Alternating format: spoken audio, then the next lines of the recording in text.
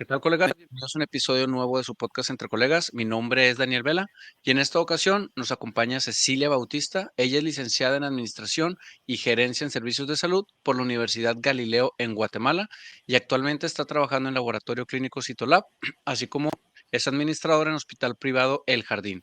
Nos acompaña desde Guatemala para hablar de la importancia de la gestión de los recursos y en el sector salud, cómo surge la necesidad de desarrollar y digitalizar el acceso a los laboratorios. Bienvenida, Cecilia, ¿cómo te encuentras el día de hoy? Muy bien, Daniel, muy contenta y pues es un placer para mí estar compartiendo ese espacio contigo. Me siento muy honrada de estar este momento compartiendo con ustedes un poquito de cómo se maneja la salud en Guatemala. No, a mí me da bastante gusto. La verdad es que siempre cruzar una frontera de manera digital es para mí un gusto enorme, y sobre todo por el tema de LinkedIn, que vemos ahí por abajo los que nos están viendo en video tu contacto de LinkedIn, porque es una red que para mí cada vez toma más fuerza en la parte profesional. Es para quien no esté escuchando y no esté usando esa plataforma, creo que es bien válido dedicarle unos minutos al día, así como se le dedican otras redes sociales, porque pues te abre los contactos con personas que tienen como tus mismos intereses y quizá también no tanto, pero que te pueden llegar a crecer bastante de manera personal y profesional. Y a todos los que nos estén escuchando, les agradecería que nos siguieran en nuestras redes sociales para crecer esta comunidad y llegar a más personas. Y vamos a pasar al primer tema, Cecilia, que nos trae aquí, porque a mí me llamó bastante la atención cuando vi tu perfil. Me costaba trabajo entender si eras médico, si no eras médico, por el tema de la licenciatura, aunque me queda muy claro, pero esa licenciatura, justo hace como unos 4 episodios, invité a un buen amigo, a Salvador, que también tiene una licenciatura parecida. Dice que nada más duró 5 años en el Tecnológico de Monterrey, que es una escuela muy conocida acá en México y seguro en Latinoamérica. Y me dijo, no, pues desapareció. Vi la tuya y dije, es muy parecida. Y yo que soy especialista en calidad, vi el programa de estudios y se me hizo como muy parecido. Y el primer tema que quisiera platicar contigo es, una vez que entras al sector salud, ¿nos puedes platicar cómo Cecilia pasó de ser pues una licenciada en administración en el área de la salud a empezar a desarrollar y digitalizar? ¿Qué fue lo primero que te dio por digitalizar y qué servicio? Ok.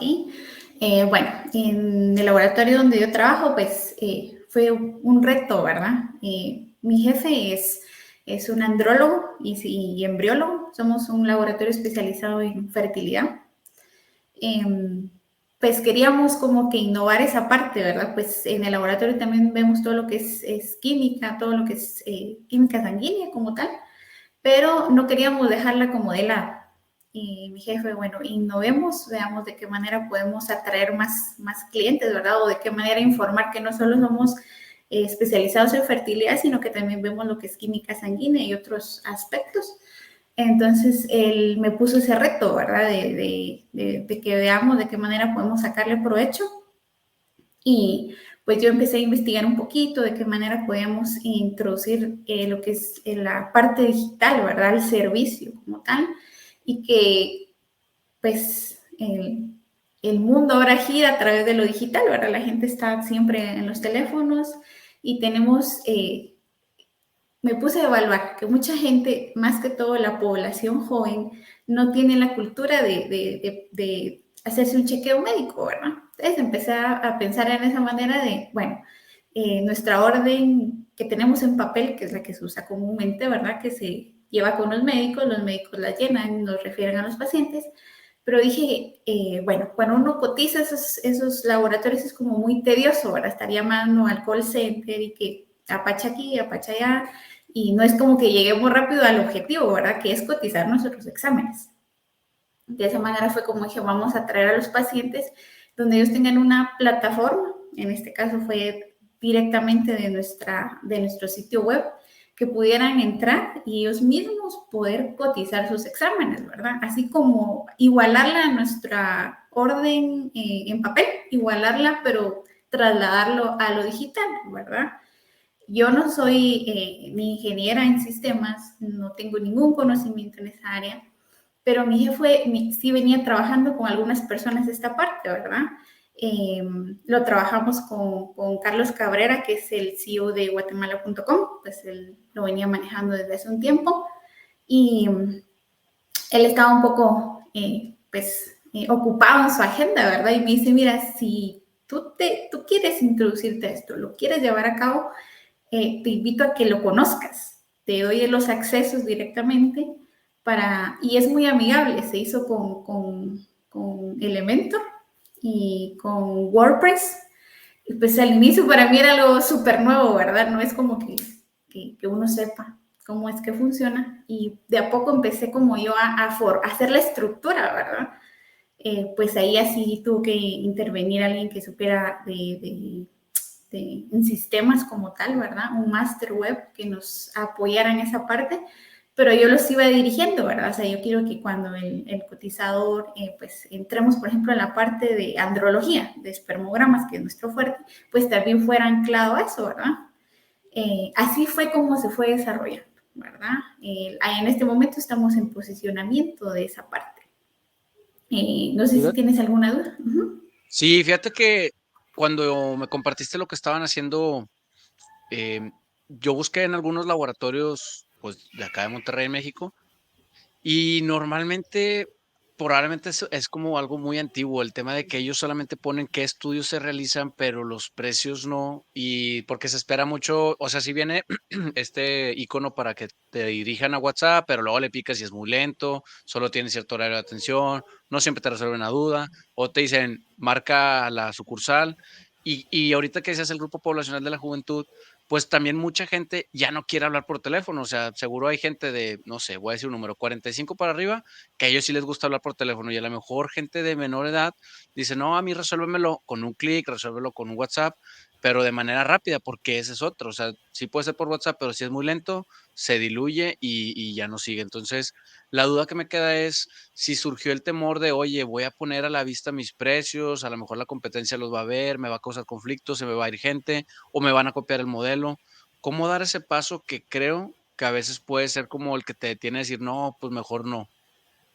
Correcto, sí. Ahí, esa es una muy buena pregunta. Bueno, nosotros, pues, teníamos ese temor, porque no te vamos a decir que no. Sí, se tenía ese temor, incluso mi jefe fue como, no, o sea, la competencia incluso lo va a utilizar para ver cómo están nuestros precios y ellos, pues, mejorarlos o ver de que tener otra estrategia, ¿verdad? Pues para nosotros fue como, bueno, le estamos dando los precios a la competencia, pero para eso no nos preocupa a nosotros, ¿verdad? Nosotros nos enfocamos en la facilidad que la gente tiene para ver en el momento qué es lo que cuestan sus exámenes. En el momento que ellos le dan enviar a eso, a la solicitud de los exámenes, pues tienen un descuento, ¿verdad? E incluso a través de link, ellos pueden pedir si lo quieren pagar, ya sea en el laboratorio directamente por medio de un link, ¿verdad? Con tarjeta, o también pueden hacer la observación que lo van a pagar por medio de una transferencia o por medio de depósito. Se les da muchas facilidades a los pacientes y en ningún momento creo que después lo evaluamos muy bien y vimos que no había ningún problema, ¿verdad? Igual cualquiera puede llamar a cualquier laboratorio y tener los datos en el momento, ¿verdad? Entonces era como, sí los teníamos visibles, pero no era un temor porque nosotros nuestro objetivo era otro, ¿verdad? No nos enfocamos tanto en lo que la competencia podía pensar, ¿verdad? Ni robarnos la idea porque creo que en algún momento esto pues va a llegar lejos, ¿verdad? Ya la salud va digital, ¿verdad? Y incluso pensábamos en ponerlo en una aplicación, ¿verdad? También prestar el servicio a domicilio de los laboratorios. Los cotizan, los piden a través de la aplicación, pone su dirección, se llega a su casa, se acuerda una hora. O sea, es una forma una experiencia para nosotros también de ver de qué manera se puede darle ese giro al servicio en laboratorios, ¿verdad? En la ciudad directamente, porque esto es en la ciudad de Guatemala, en laboratorio. Sí, correcto. La verdad es que algunos emprendedores dicen, pues yo comparto mi modelo de negocio porque al final de cuentas, si alguien lo copia, pues me va a forzar a que yo lo haga mejor. Y está esta frase de que el que pega primero pega dos veces y pues normalmente pues tú ya estás posicionada, alguien lo copia, pero luego tú lo mejoras y lo van copiando. Y eso pues hace que todos subamos de nivel. Entonces, en general, nunca termina mal, pero pues digo, hay sus excepciones también. ¿Cómo les fue en resultados cuando empezaron con el tema de digitalizar el acceso a sus servicios? ¿Vieron algún cambio muy notorio? ¿Tomó un poco de tiempo? ¿Se les salió de las manos? ¿Cómo vivieron esta transformación? Fíjate que yo la veo muy favorecedora. Yo desde que ingresé al laboratorio, Yo ingresé como apoyo administrativo, ¿verdad? Cuando yo ingresé vi que había muchos procesos, muchas cositas que se manejan. Por ejemplo, en el laboratorio tenemos un banco de esperma y de óvulos. Y los catálogos en ese momento eran en papel. O sea, llegaban los clientes a querer ver un donador y los catálogos eran impresos. Y mi idea fue, bueno, no, ¿por qué no los digitalizamos, verdad? Incluso agregamos más información del donador. Obviamente todo esto es confidencial, ¿verdad? Pero hay algunas cositas que se podían poner e incluso como que no hacer tanto tabú con ese tema, ¿verdad? Porque es un tema tabú, ¿verdad? Mucha gente llega y a veces llega con pena, que quieren un donador, cositas así, pero hacerlo como más ameno, ¿verdad? Hacerlo como dejar al lado ese tipo de cosas que a veces la gente tiene sus dudas, ¿verdad? Y hacer una experiencia el ir por un donador, ¿verdad? Porque es una necesidad. Entonces empecé a digitalizar todo, o sea, los catálogos, empecé a crear toda la información, por ejemplo, con infografías, los horarios, todo esto. Incluso para responder por medio de WhatsApp era mucho más fácil, porque entonces la gente tiene la información, la guarda, le toma captura, la puede compartir. Entonces era una forma de facilitarnos incluso a nosotros tener que estar escribiendo, ¿verdad? La información o tener que darla impresa porque a veces perdemos los papeles o cosas así, pero de forma digital, o sea, transformar eso nos ayudó a que la gente pues lo compartiera, lo recibiera de una manera adecuada, incluso formularios, ¿verdad? Para llegar la información, para llegar al laboratorio.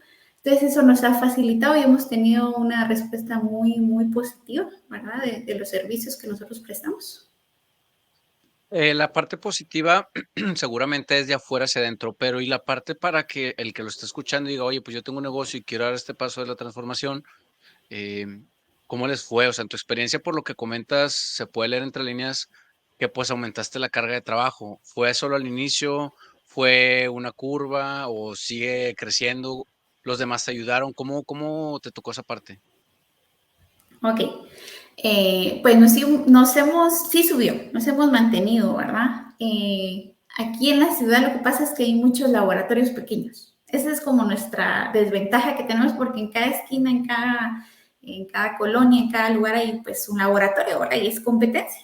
Entonces, eh, esa competencia hace que como nosotros solo tenemos un laboratorio en la ciudad, ¿verdad? Entonces eso hace que pues el segmento, o sea, la población objetivo se diluya en los demás laboratorios, ¿verdad? Entonces nuestro segmento es muy específico, nuestro segmento es de, de alto, ¿verdad? O sea, el segmento de los clientes directamente que nosotros tenemos es un segmento económico alto, ¿verdad? Que llega directamente a la ciudad. Entonces, lo que nosotros reforzamos, ¿verdad? Tal vez no es como el volumen que tenemos lleno el laboratorio, no, pero por lo menos nuestro cliente objetivo sabe que con nosotros no va a ser, por ejemplo, no es un edificio que hay que tomar un elevador y pagar un parqueo, no, o sea, el servicio es directo. La digitalización nos ayudó a que pues tengan a disposición la información inmediata, ¿verdad? Incluso para coordinar el servicio, para preguntar los servicios, los horarios. Entonces, eso nos facilitó fidelizar aún más los clientes que tenemos y las generaciones que vienen detrás de ellos, ¿verdad? Los hijos de ellos, los nietos y ir fidelizando pues, esa clientela que nosotros ya tenemos como tal, ¿verdad? Porque hay otros laboratorios en Guatemala que son unos monstruos en el área, en esta parte, digamos, de química sanguínea, que son laboratorios en cadena. Entonces, nosotros nos quisimos centrar en el segmento que ya tenemos, ¿verdad? Como manera de resumen, ¿cómo podríamos resumir el tema de digitalizar para quien tenga la duda de si vale la pena o no, en tu experiencia, vale la pena o no digitalizar un proceso en el sector salud? Claro que sí vale la pena, totalmente. Creo que el que esté opuesto a digitalizar su servicio se está quedando atrás. Lo de hoy creo que es acoplarnos a lo que viene, porque si no, definitivamente va a empezar a morir esa parte, ese sector salud que no se quiere adecuar a lo que viene, pues se va a ir quedando, ¿verdad? Porque eh, el sector salud está creciendo y definitivamente directamente hablamos en digitalización, es lo que viene, lo que se va a desarrollar Y yo por experiencia te digo, lo estoy viendo, lo estoy comprobando. Aquí en Guatemala hay mucha gente que, por ejemplo, para la pandemia, te doy un ejemplo rápido, está Gabriela Asturias, que creó una aplicación que se llama Alma, que te decía dónde podías ir a vacunarte para el COVID, dónde estaba tu centro que te tocaba según tu código único de identificación para poder ir a vacunarte. Mucha gente en Guatemala lo utilizó y fue algo novedoso, ¿verdad? Que se utilizó durante la pandemia y que aún sigue sirviendo para otro tipo de enfermedades, ¿verdad? Que ya sube información ahí, pero en su momento fue muy efectivo, ¿verdad? Porque la gente no quería salir de tu casa, cómo averiguas en qué centro te tocaba vacunarte, y desde una aplicación te decía dónde te tocaba vacunarte, cuándo tocaba vacunarte. Entonces eso como que le acortaba a uno ese proceso de averiguar o ir a un centro de salud y decir, mire dónde me toca. O sea, son cosas que son positivas, ¿verdad? Que mejoran el servicio, que uno como usuario también le facilitan ese tipo de iniciativas en el sector salud. Perfecto. Y en este segundo tema, en el tema de la gestión de los recursos, que yo terminé la carrera de medicina en el 2012, que son ya hace 11 años, y todavía no existían tantos programas académicos, ya sea de licenciatura, de maestría o de doctorado, que pusieran la palabra gestión. Y pues previamente a grabar este episodio hablábamos justo de cómo para crecer un negocio se necesita saber gestionar los recursos. Y no es el objetivo que sea una clase, pero sí me gustaría que nos platicaras, Ceci, eh, ¿desde qué momento cuando alguien entra a un hospital eh, debe de considerar la gestión de los recursos? Esa es la primera. ¿Desde qué momento? ¿Y qué recursos son los primeros a considerar? Ok, bueno, los recursos, bueno, la gestión de los recursos para mí es utilizar como de manera adecuada eh, estos, ¿verdad? O sea, con los que contamos dentro de un hospital. ¿Cuáles son los principales? Creo que para mí en un hospital es el talento humano. El talento humano es por donde se debe iniciar, donde debemos enfocarnos, porque si yo educo a mi recurso humano, yo voy a poder trabajar de mejor manera. Y a veces creo que a veces es como, por mi experiencia, ¿verdad? Al menos aquí en Guatemala, es como, el recurso humano es como la mosca en la sopa. No le ponen esa atención, ¿verdad? O sea, es lo último que piensan, ¿verdad? Piensan en atención al cliente, piensan por ejemplo, en atraer más clientes, pero no en el recurso humano como tal. Y para mí, en mis consultorías, en mi experiencia es mi base. Si yo educo a mi personal, el hospital va a funcionar de manera adecuada porque yo también voy a educar al paciente, ¿verdad?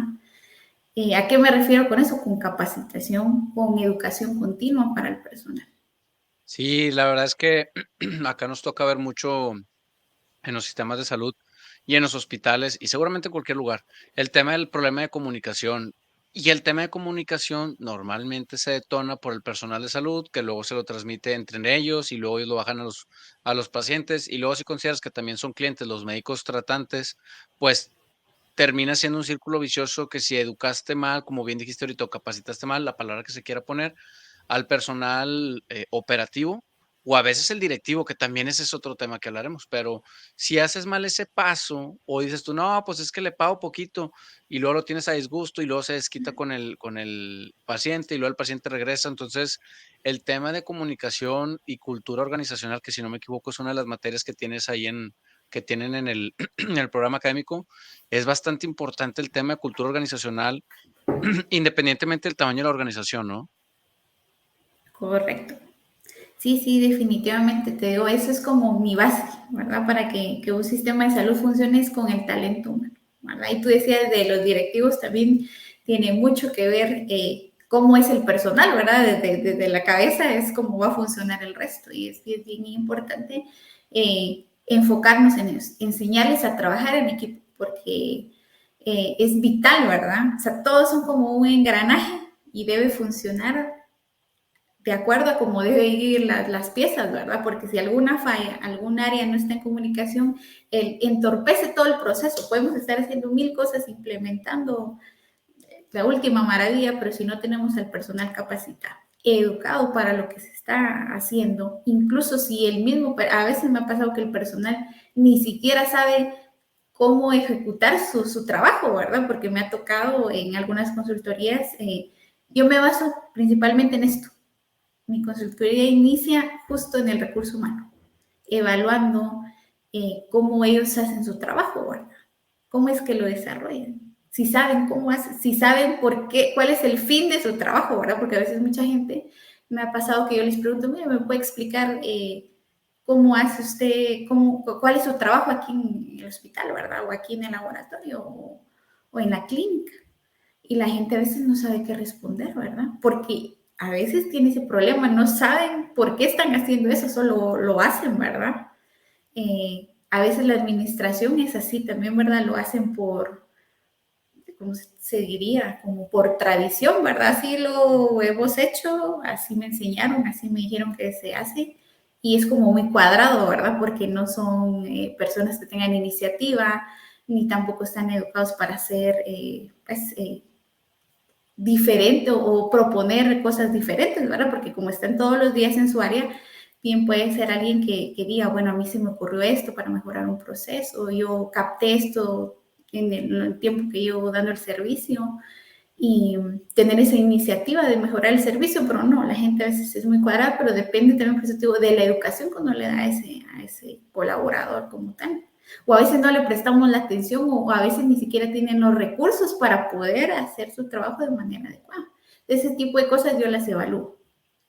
Claro, y la confianza que se le den, lo bien lo decías, o sea, a lo mejor a mí me tocó hace poquito, evaluando algunos procesos de atención en el hospital que trabajo, preguntarle a un compañero, me acerqué y le dije: "Oye, ¿está la persona responsable?". Me dice: "No, que no, ¿qué ocupas?". Y ya le expliqué más o menos y me dijo: "Ah, mira, pásale". Me empezó a explicar qué es lo que hacían y luego me dijo: "Mira, de hecho, incluso tengo un manual". Y dije: "Ah, voy a usar la palabra, a lo mejor ya no es tan común", pero le dije: "Qué loco". Le dije: "A ver, préstamelo". Y sacó pues un legajo, él imprimió su hojita, le puso manual de tal. Me dijo: "Mira, este proceso se hace así", sacó una hojita y venía el logo, o sea, él echó muchas ganas a un manual como de unas, no sé, 8 o 10 páginas. Y le dije: "Oye, ¿y esto por qué lo haces?". Me dice: "No, pues es que el día que yo no esté, pues, ¿cómo le va a hacer el que regrese?". Nadie se lo pidió, nadie lo va a correr, la verdad es que es un muy buen elemento, pero pocas personas a mí me ha tocado en un medio hospitalario que tengan esa iniciativa de decir: "Vamos a documentar, vamos a dejarlo plasmado". También lo tenía digital, lo tenía impreso. Él ya estaba pensando en que si crecía de puesto, a quién se le iba a pasar. O sea, él, la verdad, ya estaba en otro lugar y estaba haciendo las cosas muy bien. Y justo de ahí surge, la pregunta, ¿qué tan importante es el tema de documentar los procesos en un manual o en controles de calidad? ¿O cómo lo vas tú una vez que ya van avanzando en este proceso de alinear como estratégicamente al centro médico, por así decirlo, al laboratorio, te agarras de esta parte documental al principio y controles, o eso lo dejas al final? ¿Cómo avanzar en el proceso de mejora y gestión? Ok. Ujú. Ok. No, sí es importante tener manuales, documentar, justo por eso te digo, porque a veces muchos no saben qué hacen su trabajo o cómo son los pasos, ¿verdad? Para llegar al fin de lo que están haciendo. Pero sí es importante documentarlo mediante un manual. Eh, ¿Por qué se les exige esto? Porque a veces aquí en Guatemala, te digo, a veces tienen la costumbre de que tienen a una única persona que sabe hacer ese trabajo, ese proceso. Y si esta persona se enferma, le pasa algo, no, incluso no se puede ir de vacaciones porque nadie sabe hacerlo más que esa persona. Entonces es un problema, ¿verdad? Porque esta persona, como te digo, no le ponen atención porque no tiene vacaciones.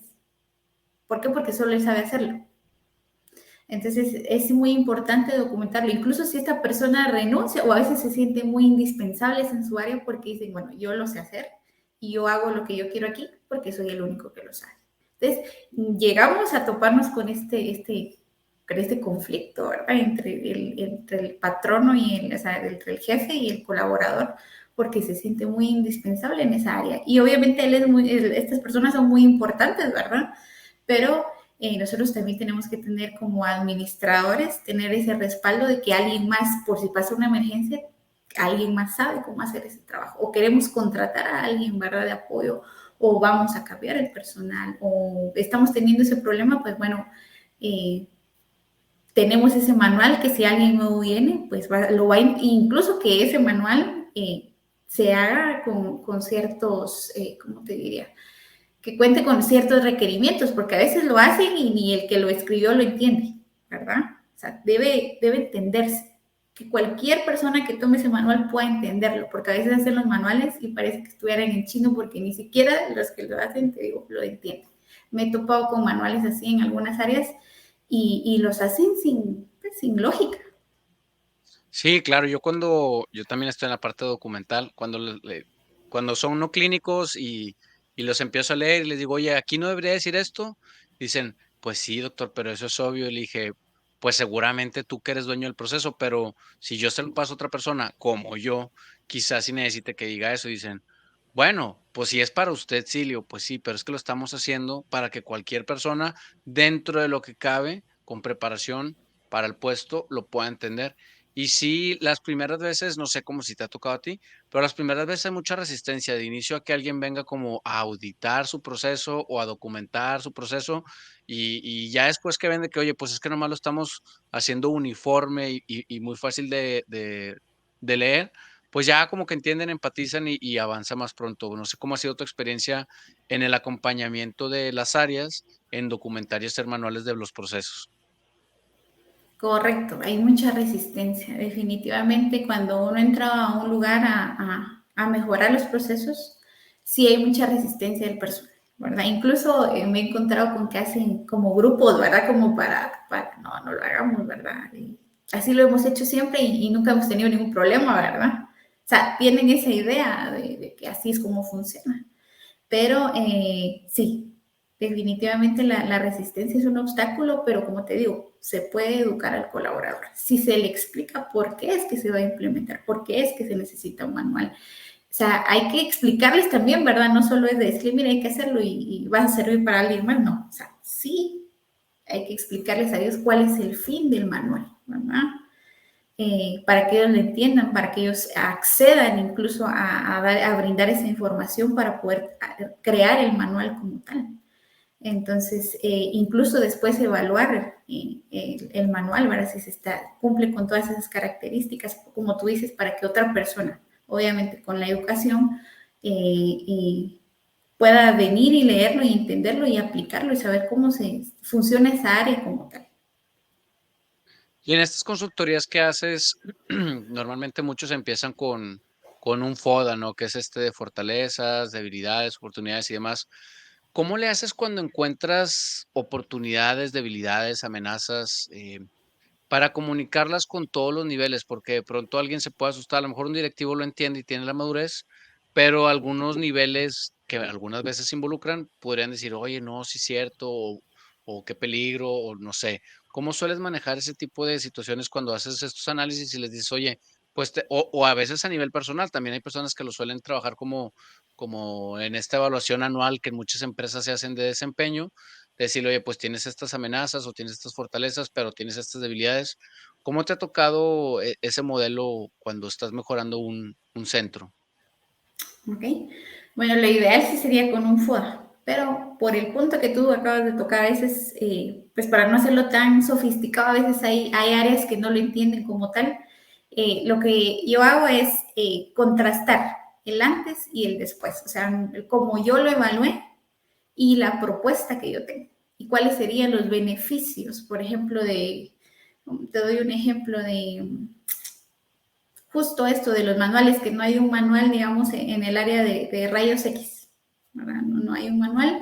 Les pongo cómo es el proceso que se lleva a cabo actualmente y cuál sería la implementación, ¿verdad? Para mejorar el servicio. Si es que yo dentro de mi evaluación, pues veo que la persona, digamos, la atención al cliente también va dentro de esta evaluación, que el técnico de rayos pues no saluda a las personas, no es cuidadoso cuando le da las indicaciones al paciente. Entonces va esto, el antes y el después. O sea, va mi propuesta para que entonces tanto el directivo como directamente el colaborador entiendan cuál es el fin de esa propuesta, de mejorar el proceso, ¿verdad? Desde que el paciente entra y mejorarlo. O sea, de esa manera lo manejo yo personalmente, ¿verdad?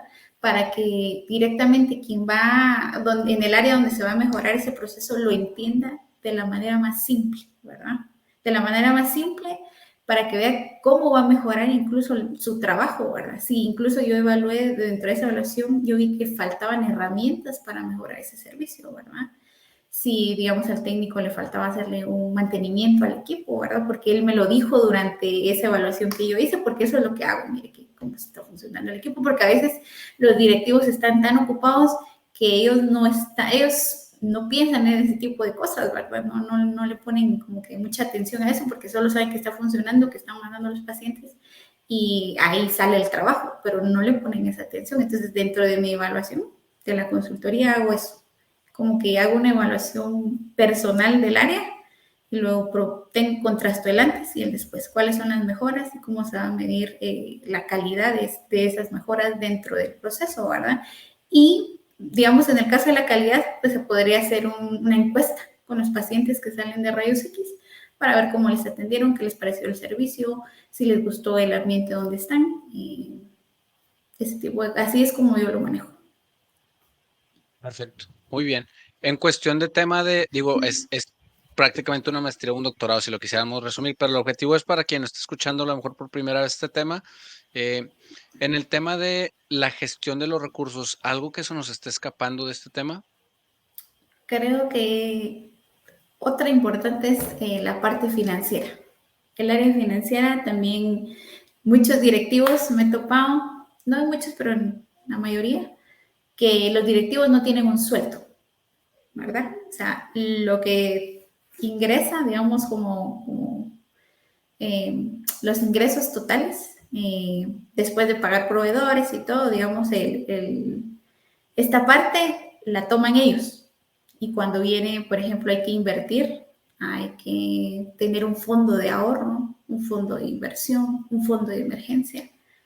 No lo tienen. Y es sumamente importante ver la parte financiera también, ¿verdad? Porque hay momentos que yo llego a las consultorías y hay que empezar a adquirir ciertas cosas, ¿verdad? Para las áreas que son necesarias y no la tenemos. Pero el hospital sí está teniendo la parte financiera, digamos, muy bien. O sea, económicamente están bien, pero no tienen los recursos asignados para esa área.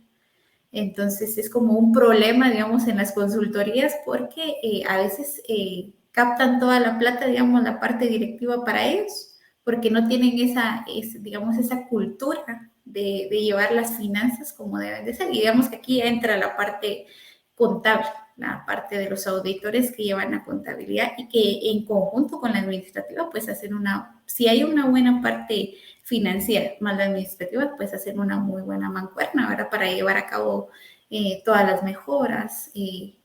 Entonces yo diría que la parte financiera se tiene muy abandonada, ¿verdad? Porque a veces no tienen digamos, estos fondos para poder reinvertir para una emergencia. O incluso para pensar cuando ya funciona el modelo actual muy bien y decir, oye, pues vamos a replicarlo en alguna otra región cercana que pueda valer la pena, pues también estar preparados por el tema de, acá en México le llaman utilidades, que cuando se quiere crecer el negocio, en algún momento yo trabajé en Costco y Costco te decía, pues vamos a dar muy poquito margen porque nosotros constantemente estamos haciendo bodegas nuevas y pues necesitamos mandarlo para allá, entonces te dan algún tipo de prestación, no te dan ese tipo de prestación, pero se enfoca bastante. Y el tema de la economía, en el tema de la salud, sí suele ser un tema un poco abandonado. En este programa académico de la licenciatura que tú estudiaste, pues veo que tienen microeconomía, macroeconomía, mercadotecnia, planeación, administración. O sea, es una licenciatura que te da como el abordaje muy completo de, pues prácticamente para que puedas dirigir una institución de salud, ¿es correcto? Correcto, sí. Por eso digo que es un punto que yo llegué después de salir de la universidad, graduarme, empezar con las consultorías. Era un médico me decía, yo necesito a alguien que me diga, pero él lo pensaba, digamos, de una forma positiva, ¿qué hago con mi dinero? O sea, estoy teniendo pacientes, me acabo de graduar, me acabo de poner mi clínica, estoy empezando a formarla, pero justo, o sea, mis utilidades, ¿cómo las voy a utilizar? O sea, ¿qué hago con ese dinero que tengo? Porque sí estoy pensando en invertir, pero no sé cómo invertirlo o cómo utilizar mi dinero. Y a veces ese es un problema también, que tienen el dinero y no saben cómo utilizarlo, ¿verdad? Entonces es bien importante la parte financiera, incluso con el pago de impuestos, algunas cositas que no manejan como tal, el médico no lo maneja, entonces sí necesita esa orientación con la parte contable.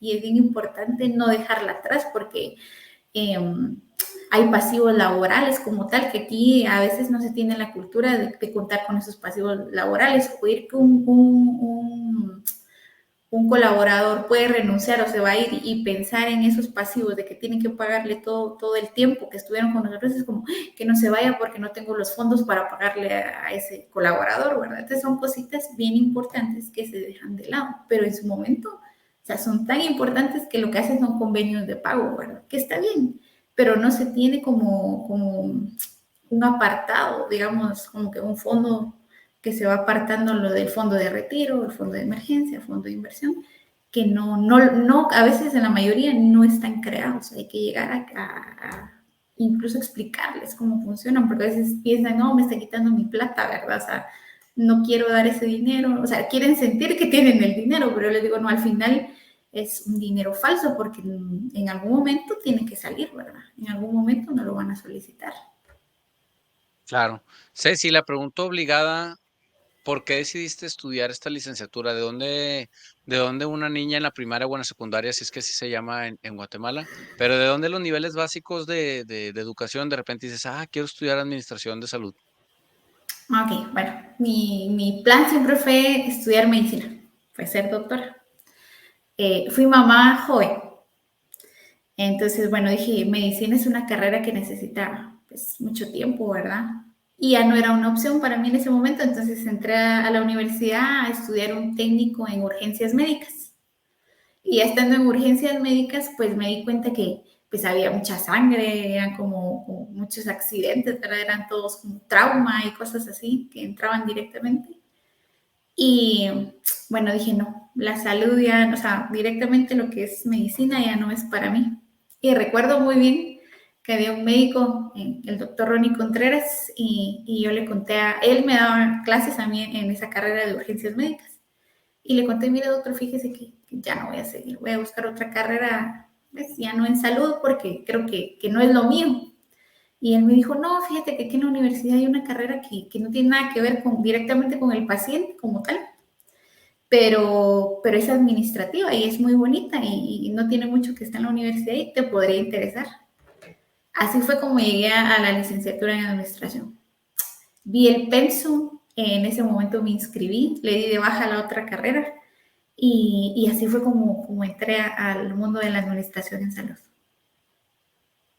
Perfecto. Que nunca es tarde para estudiar medicina, pero para los que lo estén escuchando y de pronto ellos, pues, si quieran, yo siempre les cuento a los que me dicen eso de que no, es que ya estoy muy grande.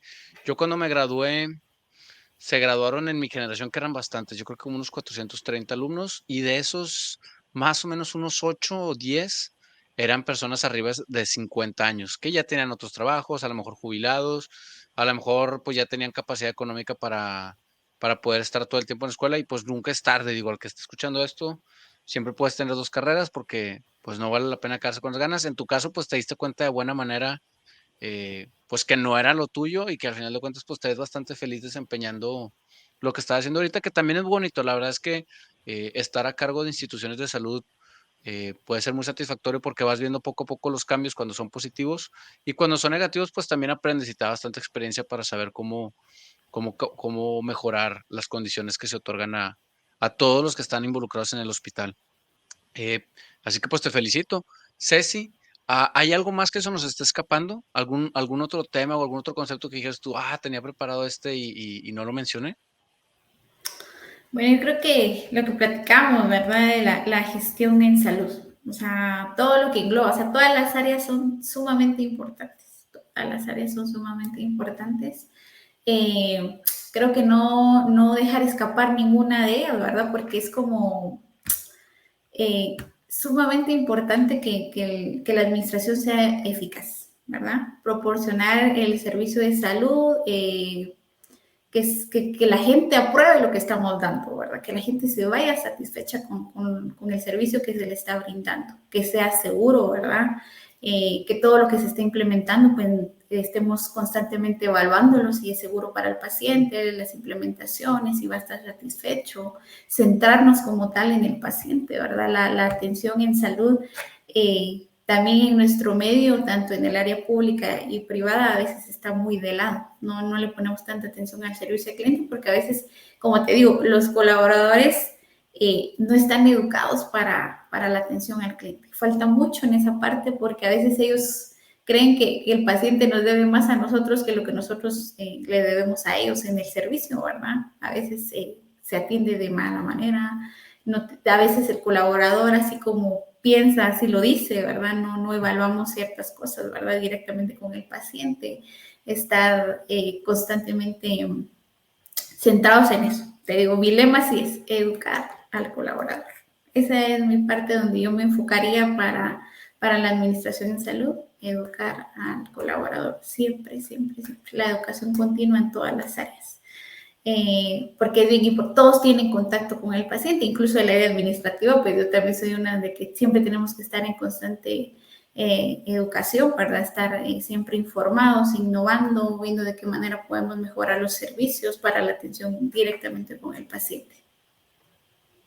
Claro. Sí, el tema de servicio al cliente pesa más todavía si te vas a una institución privada donde alguien llega y está pagando por un servicio y lo que menos te esperas es que alguien te vaya a tratar de manera grosera porque pues tú estás pagando, digo, en el sector público no está justificado, pero lo podría entender, pero en un privado sí se me hace más complejo entender cómo alguien, un empleado que está recibiendo un salario, pues, esté tratando de manera grosera a un paciente que pues, oye, pues de inicio es paciente, segunda, pues es un cliente, como bien lo dices, y el servicio pues es muy importante. Todos entendemos que puede haber malos días, pero pues en estos lugares donde estás pagando y a veces precios muy altos, pues es lo que menos esperas.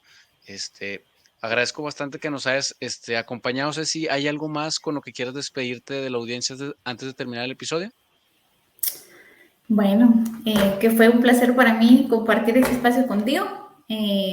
Pues yo los insto, ¿verdad?, a mejorar los servicios en el área de salud, a innovar todos los días, ¿verdad? Todos los días aprende, todos los días podemos mejorar los servicios para prestar un servicio de calidad como tal.